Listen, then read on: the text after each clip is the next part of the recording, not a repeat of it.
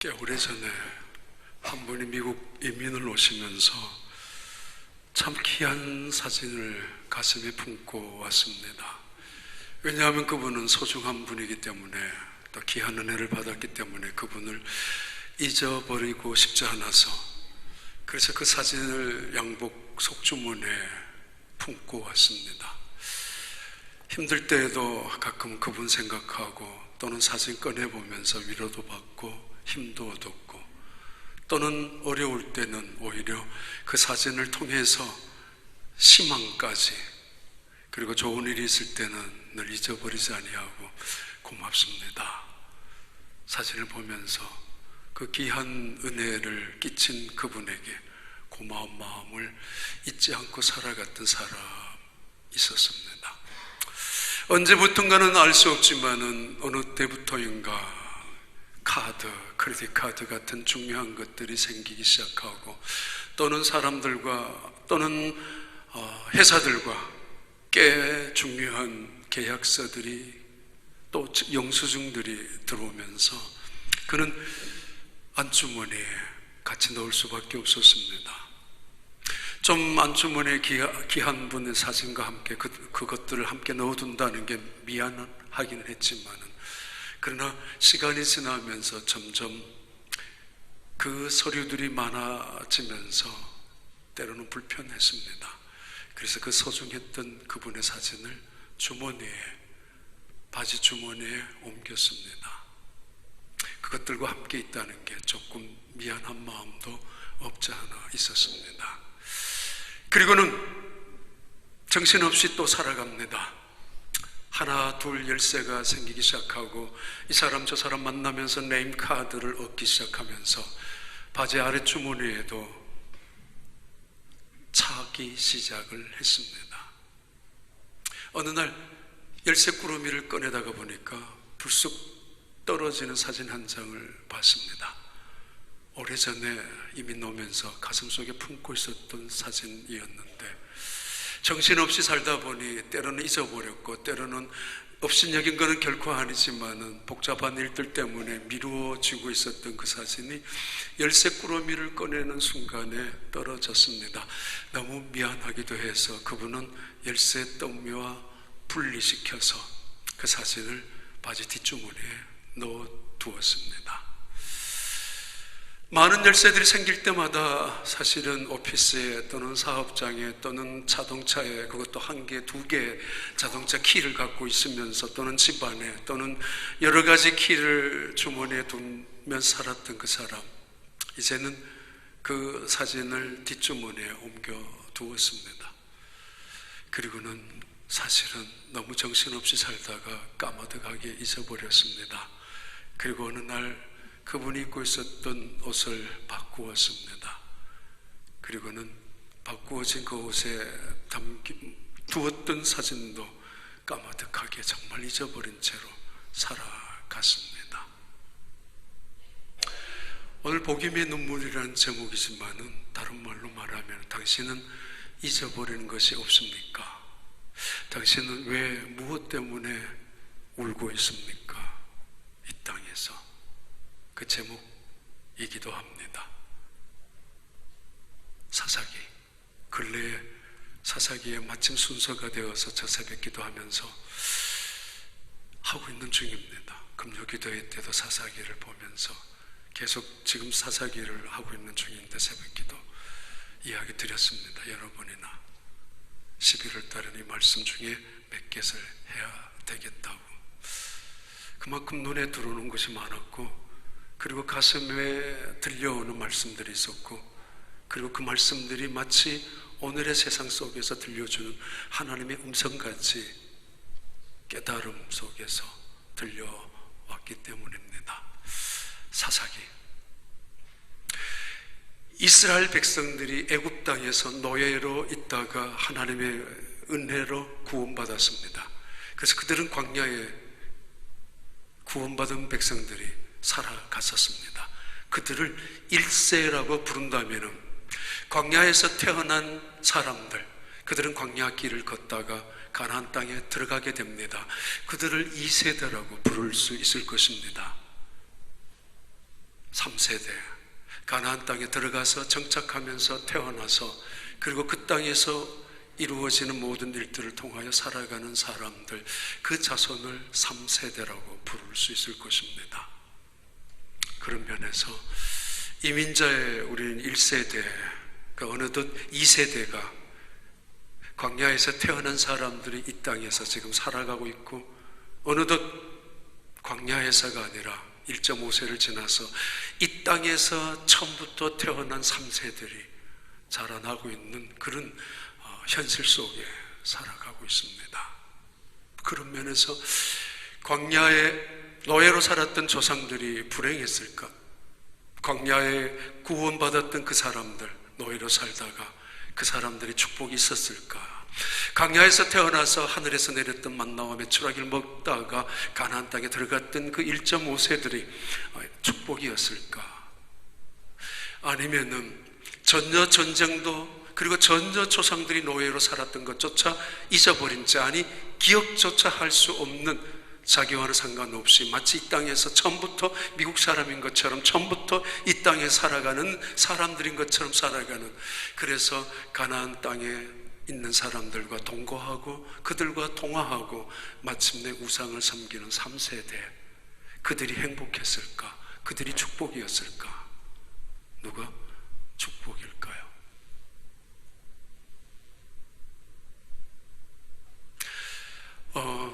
상록대학에 가서 이야기 드린 것 같은데, 의사들이 제일 싫어하는 놈이 있습니다. 뭡니까?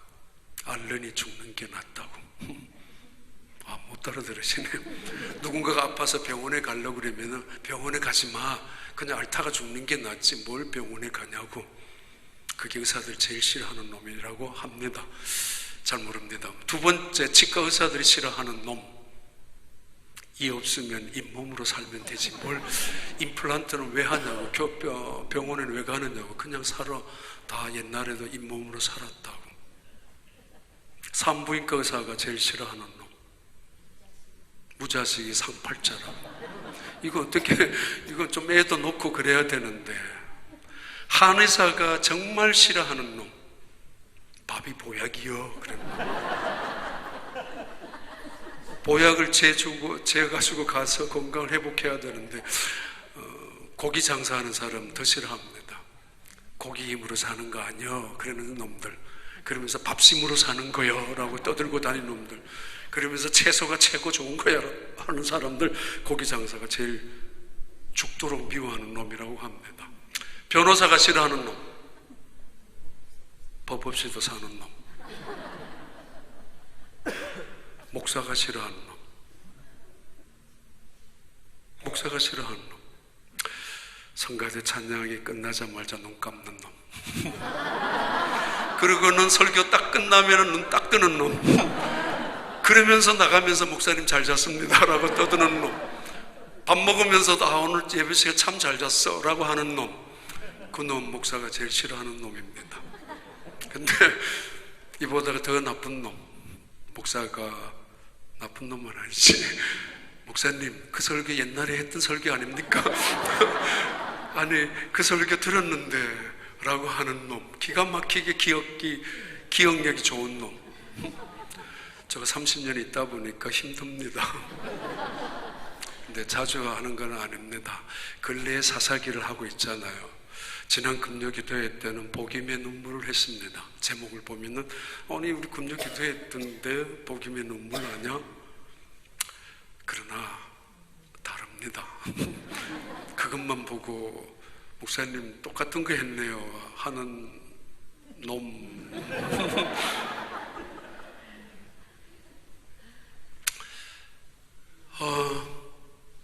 하나님이 어느 날 이스라엘 백성들에게 나타나셨습니다. 이제 이민 1세, 2세는 끝나고 3세로 막 출발하고 있는 그때 당시입니다. 아버지가 노예였는지 어떻게 구원받았는지 관심도 없이 광야의 조상들이 광야에서 어떻게 견디어 나왔고 어떻게 살아왔고 요단강을 어떻게 건넜는지 이미 잊어버린 지 오래된 이 사람들, 당연히 그들은 가나안 땅의 사람들인 줄 알고 그래서 우상 앞에서 춤을 추고 있는 그들 앞에 어느 날 한 분이 나타나셨습니다. 의뢰이 이스라엘 백성들은 자주 모이는 그런 다운타운 같은 곳이 있었습니다. 서로가 정보를 주고받는, 얻을 수 있는 그런 장소였고, 마치 광장의 장소인 것처럼 옛날에 사람들을 만날 수 있는 곳이기도 한 그 장소, 어느 날 정말 뜻밖의 한 분이 나타나셨습니다.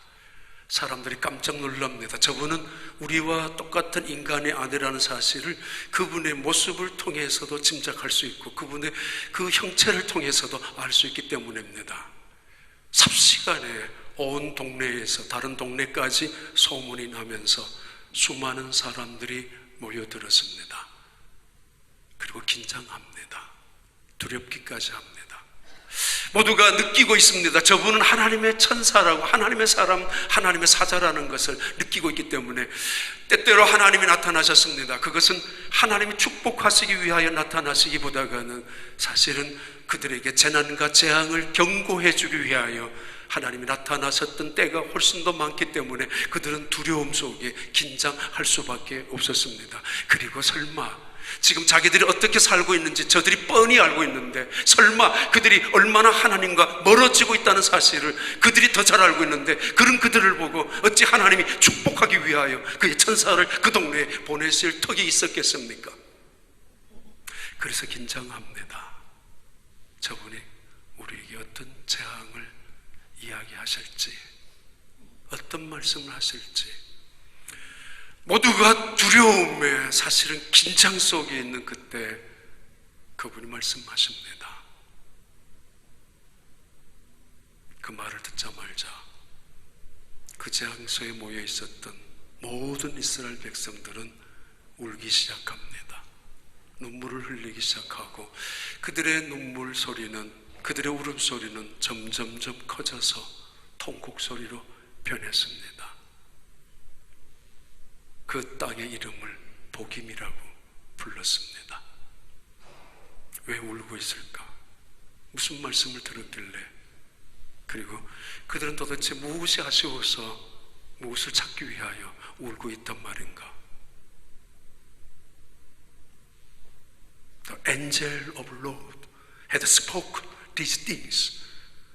하나님의 사자, 하나님의 천사이지만은 원래는 하나님 그분입니다. 하나님, 아니 예수님 그분이 이 땅에 오신 것입니다.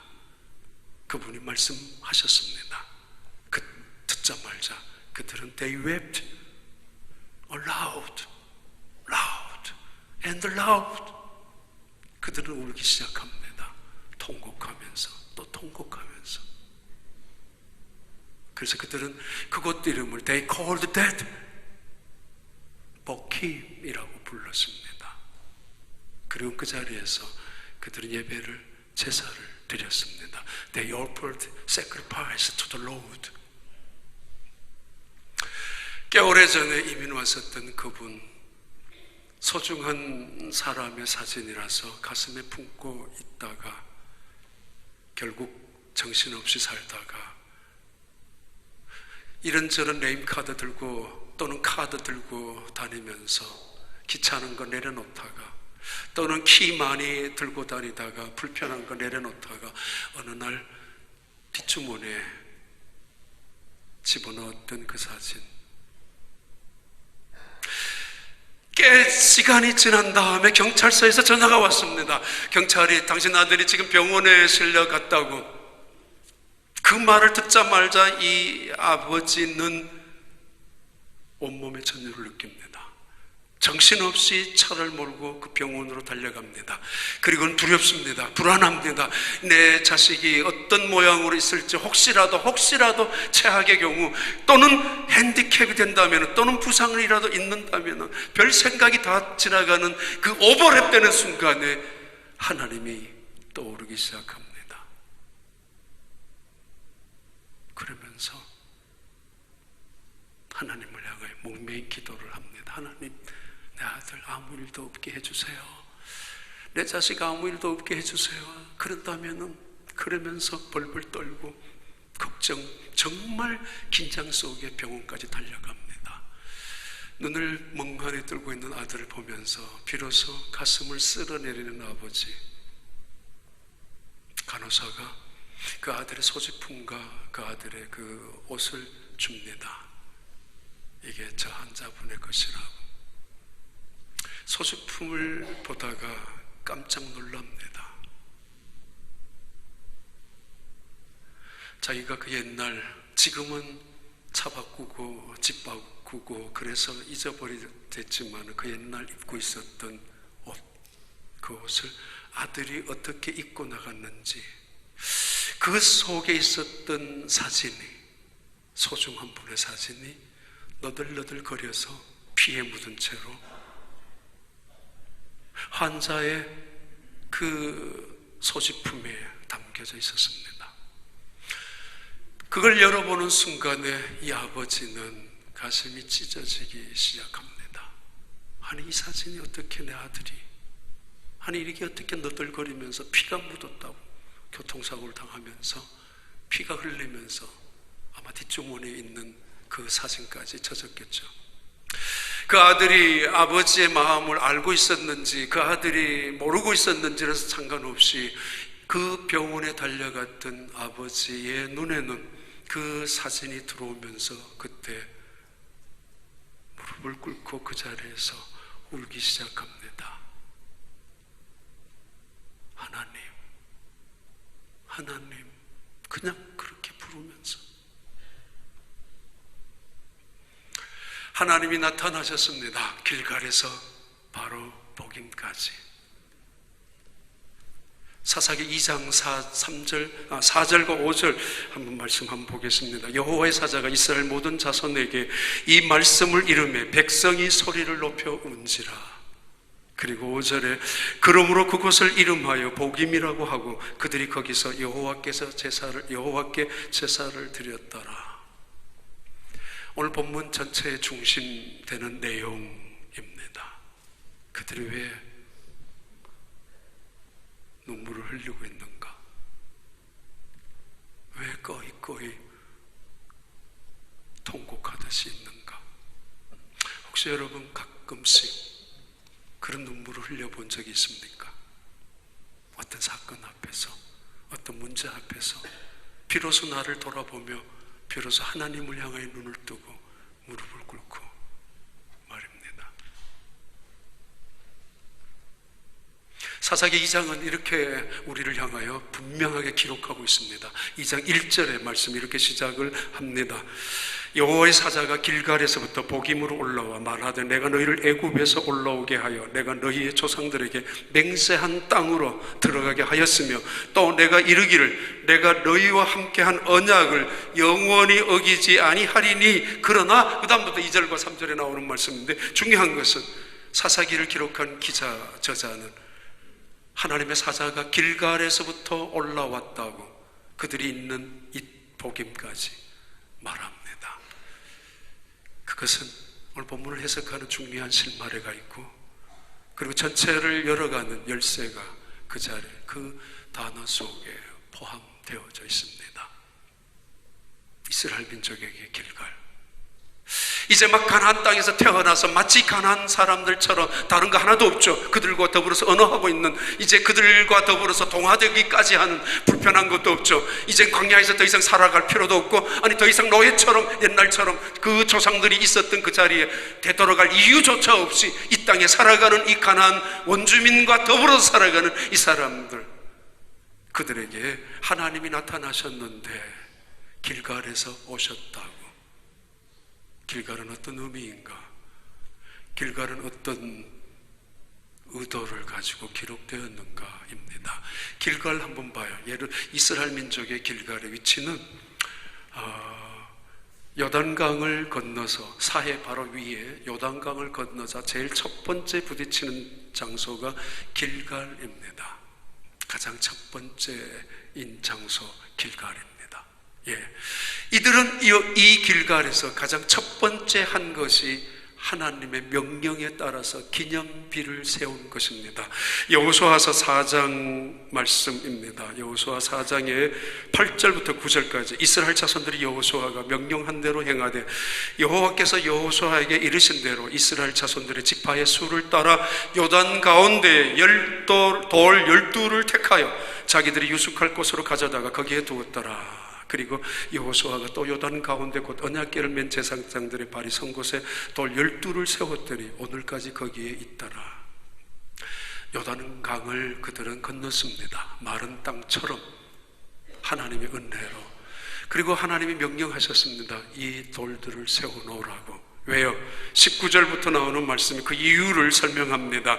첫째 달 10일에 백성이 요단에서 올라와 여리고 동쪽 경계 길갈에 진침해 요단에 있었던 돌을 들고 와서 길갈에 다시 돌을 세우기 시작하는데 20절 여호수아가 요단에서 가져온 그 12돌을 길갈에 세우고 요단에서 들고 온 12돌을 세우고 21절 이스라엘 자손들에게 말하여 이르되 후일에 너희의 자손들이 그들의 아버지에게 묻기를 이 돌들은 무슨 뜻이니까 하거든 너희는 너희의 자손들에게 알게 하여 이르기를 이스라엘이 마른 땅을 밟고 이 요단을 건넜음이라. 이걸 너희 자손들에게 증거하라고. 어떻게 된 영문인지는 알 수 없지만은 이 자녀들은 까마득하게 잊어버리고 아니 스스로가 내팽개친 채로 감사, 은혜를 그리고는 세상을 향하여 가나안 땅에 있는 원주민들이 하는 문화 속에 동화되어 가고 있습니다. 이들이 말이에요. 12개의 돌은 지금 고고학자들이 찾아낸 돌들입니다. 진짜인지 아닌지 정확히 알 수 없습니다만 고고학자들이 이것이었을 가능성이 많다라고 한 돌들, 요단강에 세워졌던 돌들, 길갈로 옮기면서 갖고 와서 길갈 땅에 세워둔 12개의 돌들, 기념비, 하나님 명령하셨습니다. 세워놓으라고. 그리고 명령하셨습니다. 너희 자손들에게 반드시 가르쳐주라고. 너희 조상들이 이 요단강을 하나님의 은혜와 기적 속에 이 강을 마른 땅처럼 건넜다고. 처음 이민 오신 분들 그때 무슨 교회가 한인교회가 있었습니까? 처음 이민자에 온 사람들 그때 무슨 한국 식당이 어디 음식 요리할 수 있는 것들 언제 어디에 있었습니까? 근데 그때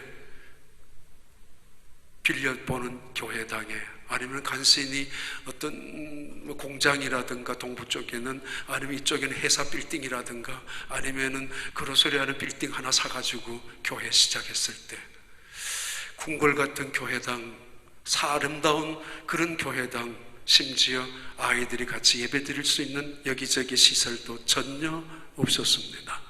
대한민국에 우리 어렸을 때만 하더라도 예배당 하나 외에는 없었습니다. 우리는 9시에 가서 어린아이들 예배 드리고 어른들은 11시 가서 예배 드리고 그 자리에 오후 2시면 중고등부 학생들이 드리고 오후 6시쯤 되면 다시 청년들이 와서 예배 드리고 건물 하나로 무슨 돈이 있었습니까? 무슨 궁궐 같은 아니 각각 편하는 교실들이 언제 어디에 있었습니까? 무슨 아름다운 프로그램이 있었습니까? 그런데 하나는 있었습니다.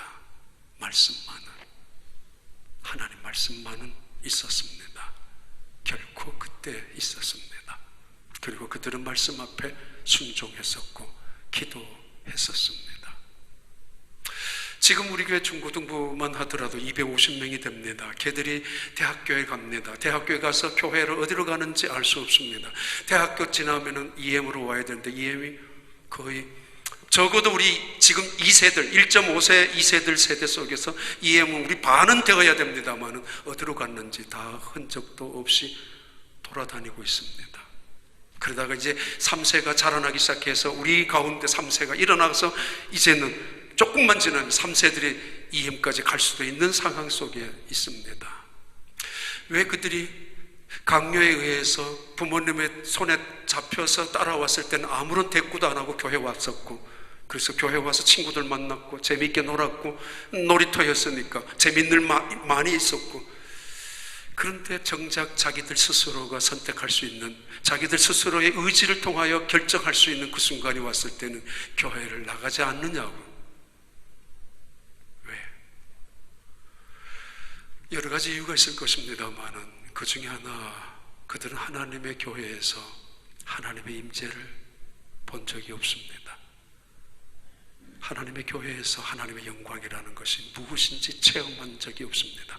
그래서 대학교를 가더라도 나는 목숨을 걸고 교회 다닐 것이다, 나는 어느 순간 속에서도 결코 내 신앙 포기하지 않을 것이다 라는 그 가치를 가지고, 절대적인 신앙을 가지고 하나님이 어떤 분인지, 얼마나 위대한 분인지, 하나님이 놀라운 살아계신 분인지, 그리고 우리 아버지 우리 어머니와 함께 그 교회에 있었던 일들을 통하여 하나님이 얼마나 놀라운 은혜 속에서 우리를 지켜주셨는지를 눈으로 본 적이 없었기 때문에, 어쩌면 집에 가면은 교회 욕하는 비난 소리만 들었지, 장사가 잘 되고 직장에서 성공하고 때로는 자리가 올라가고 승진하고 있었지만, 그때마다 우리 어머니 희생으로, 너 아빠가 잘남으로 했는 이야기는 들었지, 하나님께서 마른 땅처럼 건너게 해주셨다는 사실을 들어본 적이 없는 아이들.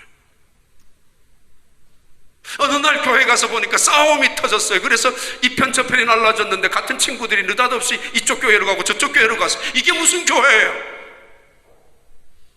그들이 바라본 게 하나님이 어떤 분인가를 교회에서 생생하게 체험했어야 하지만 그렇지 못할 경우도 많이 있었던 것이 이민교회의 사실이기도 합니다. 하나님 말씀입니다. 너희는 이 돌을 세우더라고, 그리고 기념하라고. 결코 자식들에게 잊어버리지 아니하도록 이스라엘 민족의 조상들은 이 자식 교육을 가나안 땅에 들어가면서 실패하고야 말았습니다. 왜 그랬을까? 먹고 사는 게 바빠서. 아니, 이제는 하나님 없어도 살만하니까, 이제는 내가 눈치껏 다 내 능력도 있고 살아갈 수 있으니까. 그리고 이 땅에 3세로 태어난 그 아이들, 넌 적극적으로 살아가도 돼, 하나님 없이도 너 정도면 얼마든지 성공할 수 있단 말이야, 가르치셨던 부모님들.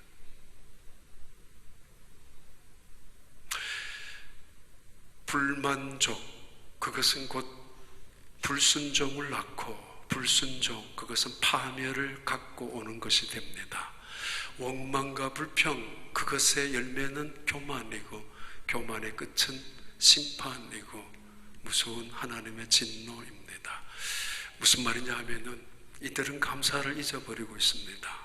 이들은 감사를, 은혜를 잊어버린 채 어떻게 이 자리에 있는지, 무엇 때문에 있어야 하는지 그것을 자식들에게조차 가르쳐주지 못하고 떠나가 버린 그 이스라엘 민족의 1세대, 2세대, 그리고 3세대의 모습 속에 사사기는 시작하고 있습니다. 360년 동안에 왜 그렇게 혼란이 이루어졌는지, 360년 동안 사사시대에 왜 쇼페림이라는 단어인데 재판관입니다. 왜 그렇게 엉망진창인 세상 속에 있었는지, 왜 전부 다 자기가 대장이고 자기가 왕이고 자기 생각이 결코 잘못되지 않았다고, 모두가 다 눈에 보이는 대로 생각하고, 생각하는 대로 행동하고, 행동하는 대로 결코 잘못한 것이 없다라고 생각하고 우기고 있는 그 시대의 사람들, 하나님을 업신여기고 있었던, 하나님의 은혜를 저버리고 있었던 그 시대의 사람들, 그들에게 하나님이 다시 나타나셨습니다. 길갈에서, 기념비를 세워두었던 길갈에서.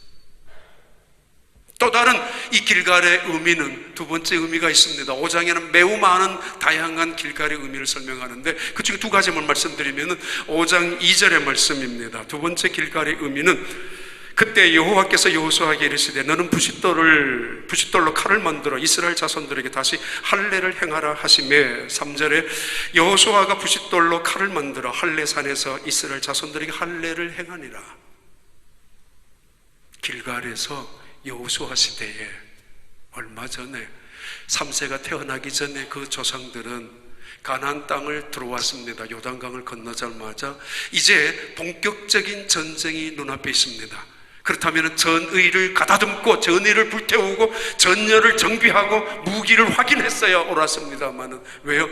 가나안 땅의 사람들이 이미 이스라엘 민족이 쳐들어온다는 사실을, 물론 오합지졸입니다. 훈련받은 군인들은 전혀 아니었습니다만은, 그럼에도 소문을 들었으니까 여리고성이 어떻게 무너진다는 사실도 듣고 있었고, 아니 이 가나안 광야에서 어떻게 걸어왔는지를 알고 있었기 때문에, 그렇다면 이 가나안 땅의 원주민들은 나름대로 전열을 가다듬고 있었습니다.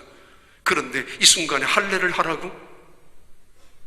불편합니다. 적어도 3, 4일 동안은 꼼짝 못합니다. 이것을 그 지역에 익숙한, 그 지역에 이미 오래 살고 있는 원주민들이 이 사람들이 쇼가 아니라는 것, 혹은 함정이라는 것 쯤은 익히 정탐꾼을 통하여 판별할 수 있는 시간, 그런 시대이기도 합니다. 그런 장소입니다. 그런데 이 이스라엘 민족의 남자들이 모조리 할례를 다 받았다면, 만약에 생각해봐요. 절호의 기회라고 이 원주민들이 순식간에 자기들 나라를 침략하려고 하고 있는 이 이스라엘 백성들을 전멸시킬 수 있었을 것입니다. 그런데 말입니다. 이들은 명령에 순종합니다. 그대로 순종합니다. 앞으로 어떻게 되어야 될지 알 수 없지만은, 어떤 일이 닥칠는지 알 수 없지만은, 내 생각대로 한다면은 순종하지 말아야 하고, 우리의 계획대로 말한다면 우리가 전열을 가다듬고 힘을 비축해서 전쟁을 나가야 하지만, 오히려 힘을 빼는 이 작전 속에 누가 순종할 수 있겠습니까? 그러나 그들은 순종합니다. 이때 당시에 그들의 조상들은 세상의 방법이 아니라 하나님의 방법을 의지하고, 세상의 생각, 세상의 가치, 세상의 기준에 따라가는 것이 아니라 하나님의 기준, 믿음의 기준을 세워서 따라가는 사람들, 그들을 신앙인이라고 부릅니다.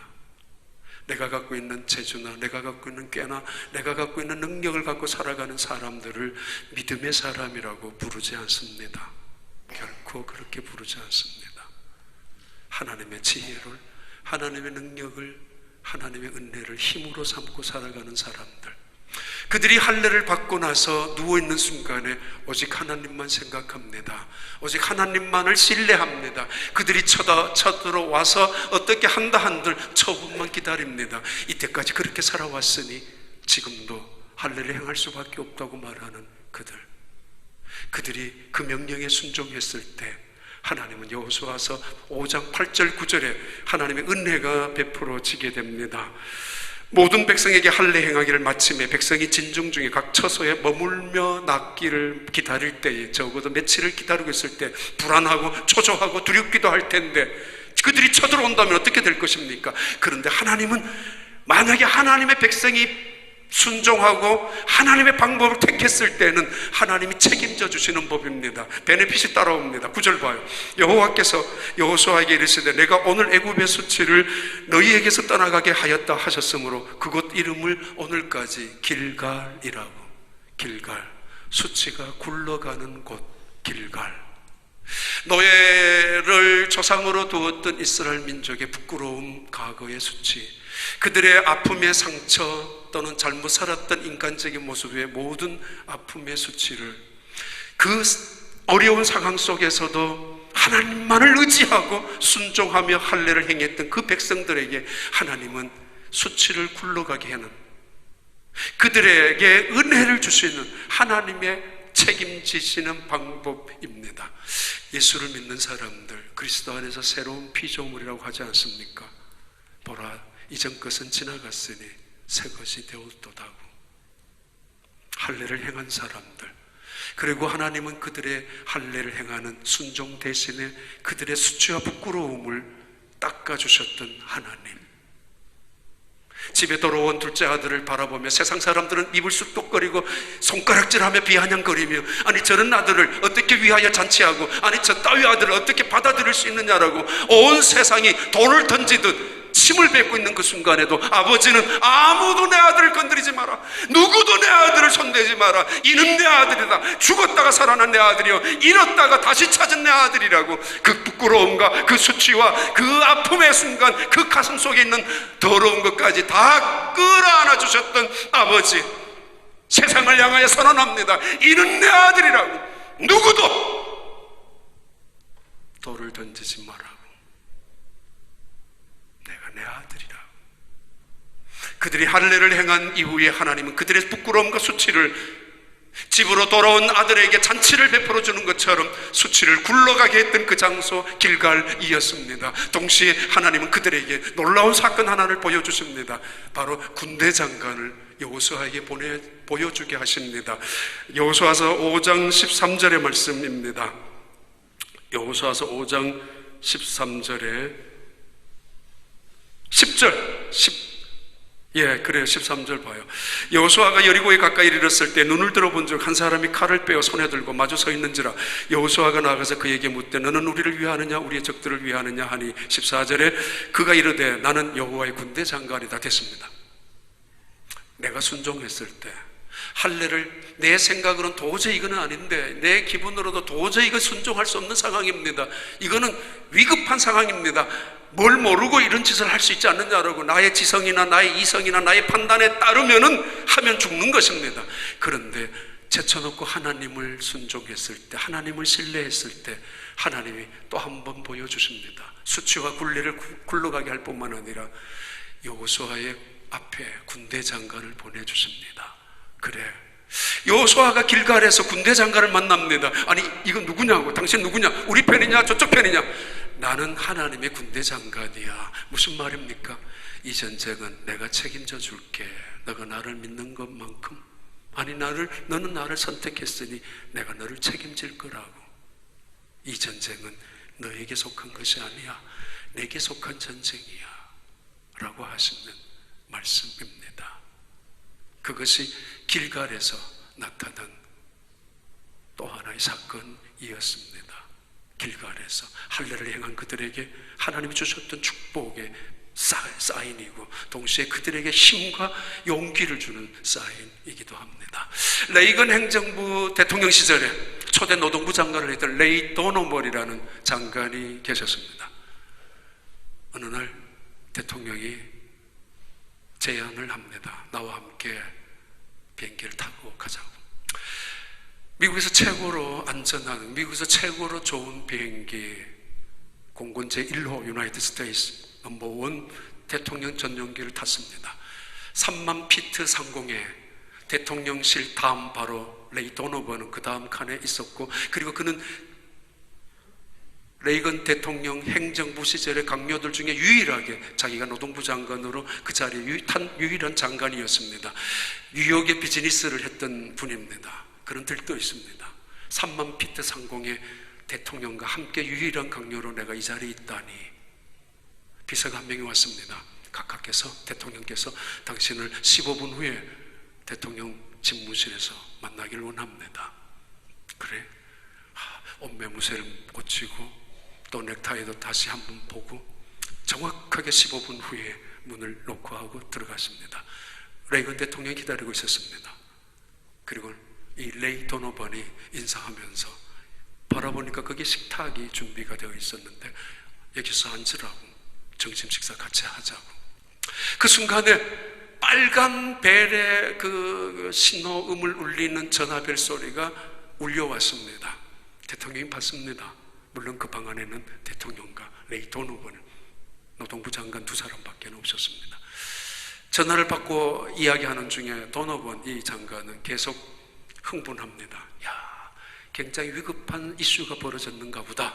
아주 중요한 어떤 사안이 지금 보고가 되는가 보다. 그러면 내가 이 대통령과 이 문제를 의논하다니, 내가 내 어떤 아이디어를 이 대통령에게 제안을 할 수 있는 기회가 나한테 주어졌다니, 정말 굉장한 어떤 자부심을 갖고서 그 시간을 잠깐이지만은 있었는데 그 대통령이 마지막에 이렇게 말했습니다. 전화 속에. 그래, 나는 따뜻한 차를 원해. 식당에서 온 전화입니다. 옆에서. 얼마 오래가지 못해서 레이 도노번은 장관 중에서 최단명의 장관의 자리로 물러나고, 그리고 어느 날부터 깨닫기 시작합니다. 내가, 그분도 부모님의 이민자의 후손으로 태어난 사람인데 내가 장관까지 비즈니스에도 아주 성공적인 경영인으로 인정받고 마침내 노동부 장관으로까지 올라갔었는데 그리고 3만 피트 상공에서 대통령과 함께 있었던 순간을 많은 사람들에게 자랑하고 떠벌리고 있다가 그가 빨리 노동부 장관에서 떨어지고 말았습니다만, 그런 순간에 내가 그때 뭘 했지? 내가 대통령하고 있었던 게 그렇게 나한테 영광이었다고. 그래서 그 있었던 순간들을 자식들에게 늘 이야기하고 친구들에게 자랑삼아 영웅담처럼 떠들어 주었던 것이 어느 날 얼마나 부끄러웠는지, 얼마나 수치스러웠는지, 그게 그 대통령을 만났다는 게 수치가 아니라 자기 자신이 얼마나 유치하고 천박한 인생을 살았는지, 거기에 세속적인 가치와 기준을 두고 살았는지에 대한 부끄러움, 그런 이야기입니다. 자기 아버지, 할아버지를 믿음 안에서 지켜주셨던 하나님의 은혜가 우리의 가정에, 그래서 그 기도의 응답으로 그래도 장관 자리까지 올라가게 해주신 하나님의 은혜가 있었는데 나는 뭘 즐기고 살았단 말인가?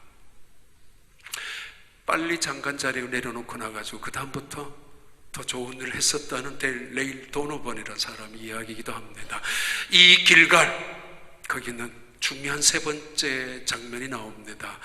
여호수아서 5장 말씀입니다. 5장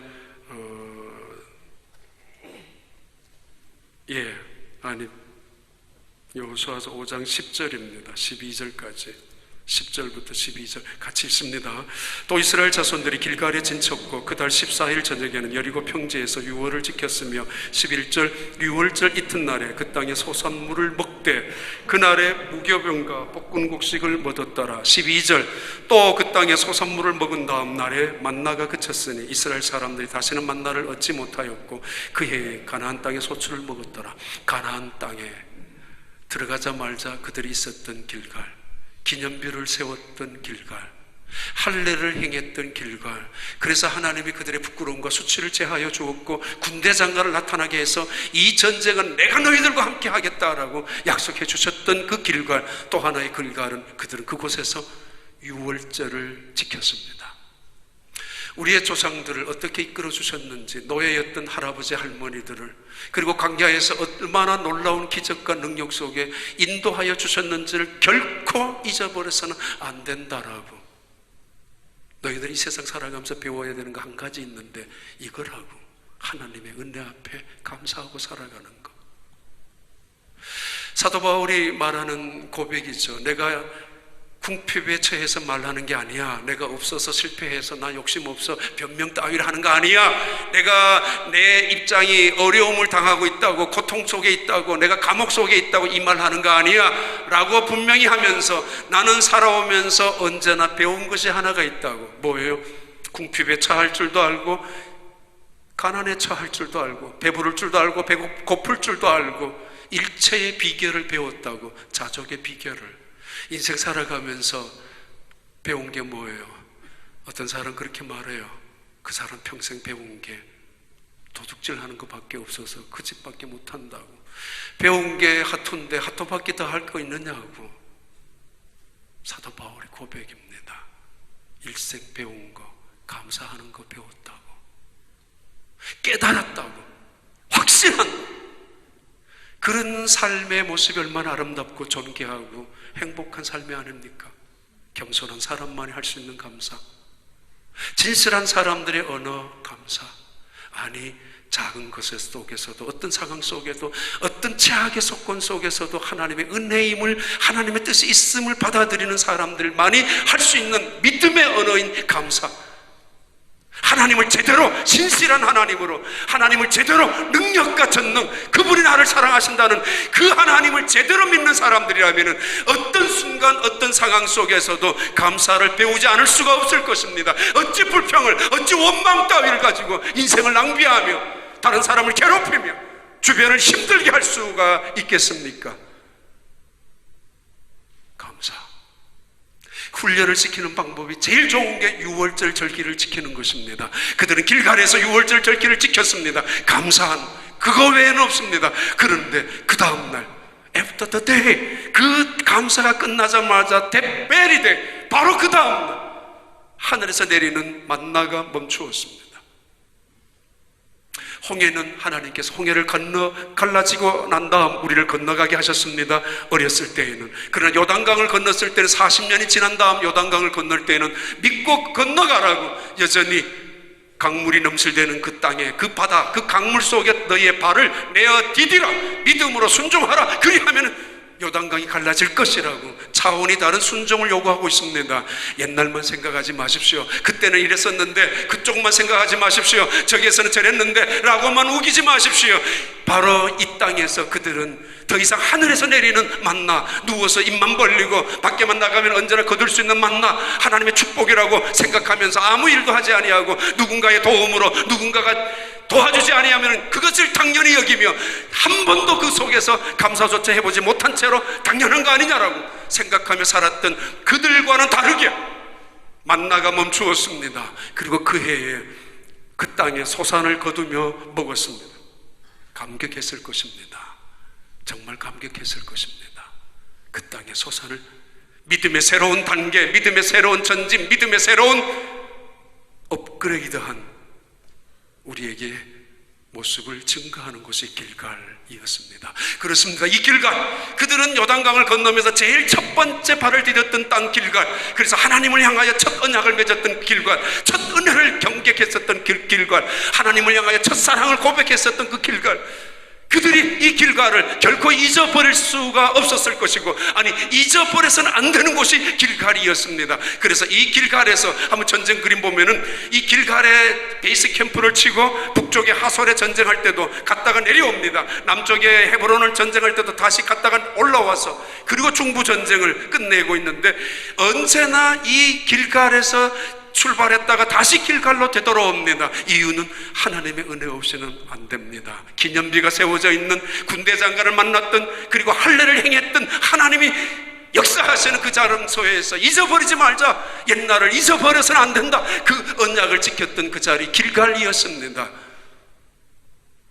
모세가 그렇게도 원했던 그 땅 밟아보지 못하고 광야에서 죽어버렸던 수많은 조상들도 그 땅을 약속의 땅, 젖과 꿀이 흐르는 땅, 기도하고 미국만 가면은, 기도하고 이 땅에만 살기만 하면은 내게 생명만 주신다면은 그 약속의 땅을, 그래서 젖과 꿀이 흐르는 것을 먹고 마시면서도 잊어버리고 있는 사람들, 그들에게 깨우쳐주는 장소가 길갈이었습니다. 바로 하나님의 천사가 바로 그 길갈에서 이 땅에 오셨습니다. 복임이라는 곳에 모이자 그 동네 사람들이 그 말씀을 듣자마자 울기 시작합니다. 왜냐하면 여러분, 어찌하여 여러분은 길갈에서 맺었던 언약을 깨트려 버렸고 하나님을 향하여 첫 번째 언약, 첫 번째 받았던 은혜, 그 감격을 무시한 채로 이 땅에 이 원주민들처럼 살아가고 있습니까? 우상 앞에서 춤을 추고 있단 말입니까? 어찌 하나님을 모른 채로 살아가는 그런 세대로 살아갈 수 있단 말이냐? 너희들의 이 남겨둔 이 사람들은, 너희들이 동화시키고 타협하고 있는 이 원주민들은 너희들에게 마침내 옆구리에 가시가 되고야 말 것이라고, 그 말을 듣자 그들은 통곡합니다. 무릎을 꿇고 아들의 피 묻은 옷저미 속에서 떨어져 있는 그 소중한 분의 사진에 무릎을 꿇고 울었던 사람. 하나님, 제가 잘못했습니다. 다시 길갈로 돌아갈 것입니다. 하나님, 내 아들은 살려주셔야 합니다. 그리고 내 아들에게, 내 자식들에게 다시 하나님이 어떤 분인가를 가르칠 것입니다. 복음에 있는 사람들, 하나님의 사자의 말씀을 듣자 그들은 무릎을 꿇고 두 손을 들고 통곡하기 시작합니다. 그런데 그것뿐이었습니다. 사사기의 비극은 복음의 눈물이 그 순간에 끝났다는 사실입니다. 그래서 3장에 가면 계속 어려운 일들이 계속 반복되지만은 어떤 사람은 그 복음의 눈물을 새로운 인생의 출발점으로 삼는 사람들도 있습니다. 복임이라는 이 장소, 지금도 어딘지 정확히 알 수 없습니다. 베델이 복임이라고 하는지, 아이성을 복임이라고 하는지, 이 복임 한번 띄워봐요. 이 베델 아이가 있는데 어느 쪽이 복임이었는지 정확히 알 수 없습니다. 복임, 이 뜻은 우는 자들 말합니다. 하나님이 나타났을 때 그 말씀 앞에 눈물을 흘리고 회개하고 하나님의 임재 앞에서 무릎을 꿇고 눈물을 흘리며 하나님 말씀 앞에 다시 돌아가겠다는 서약처럼, 그리고 내 인생 속에서 이렇게 하나님이 나를 잊어버리지 아니하고 길갈에서부터 찾아오셨던 하나님의 은혜 사랑 앞에서 감격해하며 눈물을 흘리는 그 사람, 그들을 복임이라고 불렀고 그들이 있는 장소를 복임이라고 했었습니다. 어쩌면은 아이성도 베델도 아닌 바로 여기가 복임일 수도 있습니다. 복임, 하나님이 주시는 말씀 앞에, 또는 하나님이 우리에게 당하는 여러 가지 사건과 일들 앞에서 느닷스럽게 눈물을 흘리는 사람들. 레이 도너버리는 장관, 레이건 대통령이 통보를 해서 이제 사표를 수리하겠다고 했을 때 책상을 정리하는 순간에 눈물이 쏟아지기 시작했다고 합니다. 책상을 정리하고 가방을 들고 나오는데 왜 그렇게 서러운지, 장관 자리가 미국도 괜찮은가 보죠. 아주 그러는 순간에 마음속에 들려왔던 음성이, 야, 내가 너를 안 버렸는데